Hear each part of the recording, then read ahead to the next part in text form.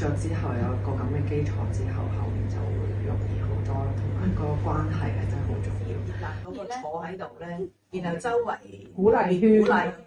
咁俾我感覺咧，原來嗰個嘅鼓勵咧係能夠推動，讓人去感受到自己被看見，嗰個 recognition 係好重要。我開到班會已經好開心啦，即係班小朋友，我係未試過今年呢班 K2 下晝班係真係坐定定聽我講嘢，起碼10分鐘我開咗咁樣咯，跟住然後我自己都好開心嘅，咁所以我哋而家嘅行動係每日一小步啦。我感受到嘅問嘅過程，其實就係尊重小朋友啦、信任佢啦，同埋俾機會佢去試咯。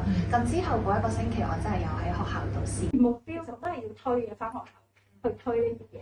咁都係啦，錯誤係學習最好嘅機會啦。咁所以都會記住呢句説話啦。同埋呢句説話就係唔使好犀利嘅時候先至去開始。你開始咗你就好犀利。要唔同嘅人集上一起，我哋就係一個網。呢個網就好似一個咧當一個孩子嘅生命啊，佢可能佢即係向下滑啦。OK， 其實我哋可以一齊咧成功。